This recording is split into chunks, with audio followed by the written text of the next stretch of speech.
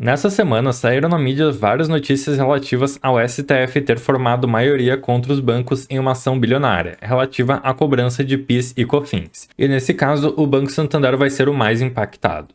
Então, nesse vídeo eu vou trazer algumas atualizações sobre o Banco Santander e também sobre como esse caso pode estar afetando outros bancos, e trazer mais alguns pontos relativos a como fica a perspectiva de valorização e também de dividendos do Santander aqui com essa notícia, caso realmente essa cobrança de PIS e COFINS, que será uma cobrança bilionária, vier a se concretizar. Só lembrando que nada nesse vídeo é uma recomendação de investimento, então já deixa o teu like, se inscreve no canal e vamos pro vídeo. E agora realmente parece que fechou o tempo para o Santander, pessoal. Então, o banco foi aqui um dos mais afetados pelo caso da Americanas, juntamente com o Bradesco, e agora surge mais essa questão também da cobrança do PIS e COFINS. Eu vou estar explicando isso em detalhes para vocês, mas ainda assim, mesmo com essa notícia saindo do mercado, o Santander veio aqui com uma cotação bastante estável nessa semana, está com o PL muito esticado em relação a outros bancos na casa de 9,6, mas com o PVP ali na casa de 1, um pouquinho mais baixo do que isso, dependendo do ticker da ação.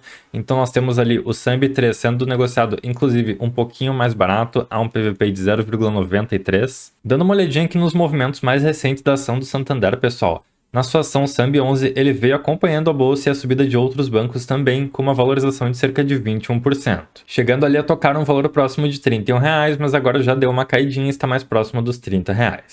Vale ressaltar aqui também, pessoal, que o Santander por várias vezes teve ali uma região de suporte próxima dos R$ 25. Então, por duas vezes, ali em 15 de dezembro e também nos dias ali próximos de 23 de março, o Santander tocou essa região de preço e provavelmente, caso ele venha com um movimento de queda novamente, essa seria uma das melhores regiões para estar fazendo a aquisição aqui do banco. Ali nessa casa de R$ 25,50, 26 e 27 já se torna uma ação bastante interessante, mesmo com esses problemas que vão estar afetando o curto e médio prazo da empresa. E vamos então para a notícia, pessoal. De acordo com essa questão da cobrança do imposto sobre PIS e COFINS, nós poderemos ter vários bancos afetados, bancos grandes inclusive. Então, por exemplo, temos os seguintes bancos entrando nesse bolo: o Bank of America, o BNP Paribas, o próprio Bradesco, BTG Pactual, Daicoval, Gemac, Itaú Unibanco, Mercantil do Brasil e também o Banco Santander. Felizmente para muitos investidores, alguns bancos ficaram de fora desse problema, como por exemplo o Banco do Brasil, o Banrisul, a Caixa Econômica Federal, o Citibank, o Safra e também o Banco Votorantim. E esses bancos ou aderiram ao programa de recuperação fiscal, o Refis, para já adiantar esse pagamento e se livrar disso de uma vez, ou não tem essa tese de discussão na justiça e, portanto, não vão ter que pagar e não vão ter essa cobrança no seu nome. E claro, essa notícia negativa até deu uma mexida ali com as ações do Banco do Brasil e também com o Santander.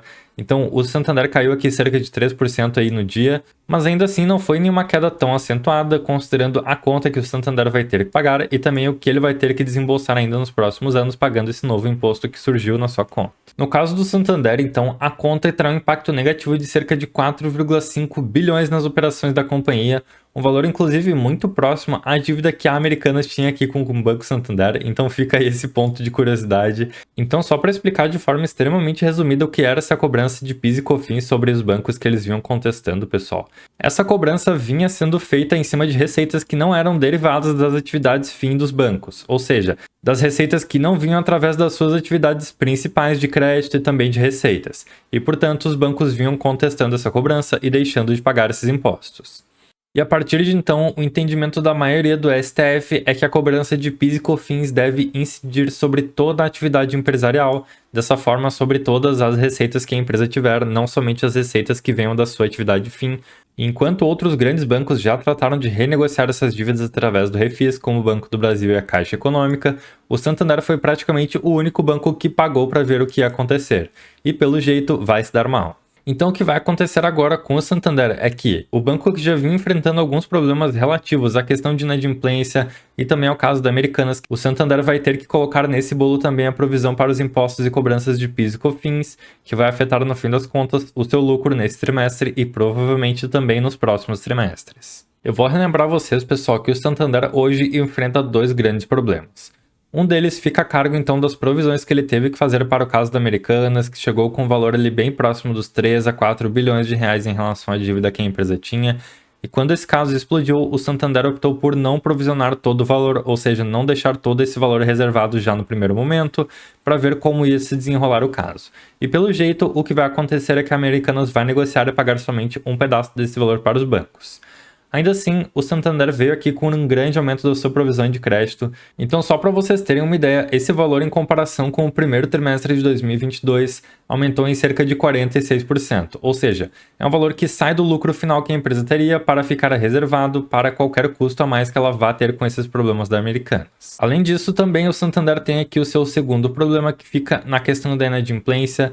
Ou seja, o banco optou por prestar crédito um pouco mais arriscado para ter uma lucratividade maior, mas conforme a economia no Brasil veio pirando ao longo dos anos, essa inadimplência veio crescendo e agora começa a afetar também as provisões do banco, que tem que tanto provisionar para o caso das Americanas quanto para esses casos de inadimplência que acabam afetando bastante a sua carteira e também a sua rentabilidade. E agora, para melhorar ainda mais a vida do Santander, essa decisão do STF pode afundar o lucro do banco em mais cerca de 21%, de acordo com estimativas da casa de análises Genial. Então, o lucro final projetado aqui para o ano de 2023, que deveria ficar na casa dos 11,65 bilhões de reais, vai ter uma queda de cerca de 21,3%. Essa queda vai ficar na casa dos 2,5 bilhões de reais. Como nós vimos na notícia, os bancos Itaú e também os bancos Bradesco estão juntamente com esse problema da cobrança de PIS e COFINS, mas eles não têm uma cobrança tão grande em relação aos valores devidos, portanto não vão ser bancos que vão ser tão afetados assim.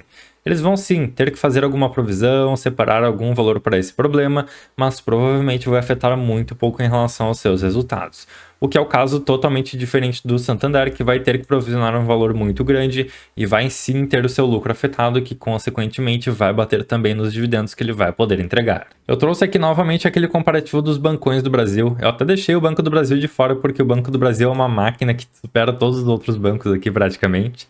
Então, nesse caso, nós podemos ver que o Banco Itaú está aqui como praticamente o líder em relação a indicadores de eficiência e também a questão de crescimento de receitas. E mesmo se formos comparar o Bradesco, que também está sofrendo bastante pelo caso da Americanas e inadimplência, num cenário muito parecido com o do Santander, o Santander fica atrás em praticamente todos os quesitos de indicadores fundamentalistas. Ou seja, realmente o Santander passa por um momento muito ruim e, ao meu ver, ele inclusive está caro em comparação com outros bancos. Por isso, ao meu ver, o momento do Santander é realmente muito ruim. Claro, pessoal, vale ressaltar que essa é somente a minha opinião, mas olhando de um ponto de vista histórico também, em relação ao PL e PVP do Santander, o banco hoje não está tão descontado assim, então ele está muito próximo da sua média histórica de PL e também da sua média histórica de PVP aqui sendo negociado na bolsa.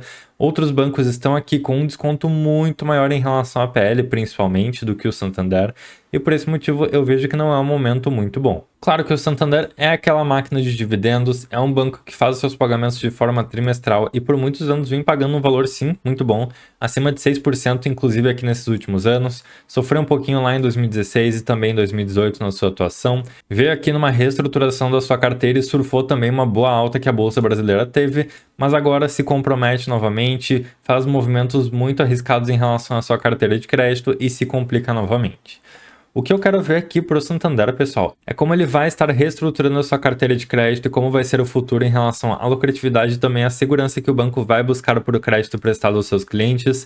Eu sei que isso vai muito aqui da atuação dele ser um banco que presta mais crédito aí para o varejo, mais crédito para pessoas físicas. Isso traz sim o seu risco, mas se for feito da forma certa, não vai trazer grandes prejuízos para a empresa como vem acontecendo agora.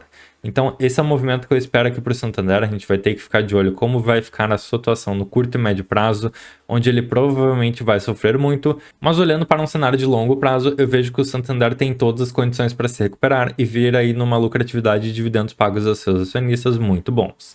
Agora, dando uma olhadinha em relação a como o banco vem aumentando as suas receitas e lucros também, pessoal. Podemos ver aqui que ele vem tendo muita oscilação nos últimos anos, vem sofrendo aqui para conseguir manter uma crescente constante. Então, teve o ano de 2019 como seu ano de maior lucro líquido e após isso veio novamente numa queda em relação ao seu lucro mesmo com a receita crescendo. Então todos esses são pontos de atenção aqui que eu vejo para o Santander. E bom, eu acompanho também outros influencers e pessoal que faz vídeo aqui para o YouTube. Eu sei que, por exemplo, a Luizy Barsi, que é filha do Luiz Barsi, um dos maiores investidores aqui do Brasil e também uma das grandes acionistas aqui do Santander, continua comprando, continua aportando. Ela inclusive faz parte do conselho aqui da empresa e ela tem uma visão muito boa para o longo prazo. Eu não tenho uma visão tão boa assim, mas isso é algo muito particular, pessoal. Então, O que eu quero dizer para vocês é, não seguir somente pela palavra do influencer A ou B, essa é a minha opinião, e cada investidor tem que formar a sua visão através da sua estratégia e também do que ele prefere nos seus investimentos. Certamente a Luizy tem aí uma visão muito mais privilegiada e diferente da minha, mas é isso, cada investidor segue aquele caminho que prefere. Bem, pessoal, o que eu tinha para trazer para esse vídeo era isso, então deixem aí nos comentários o que vocês acharam dessa questão e dessa complicação que o Santander sofreu.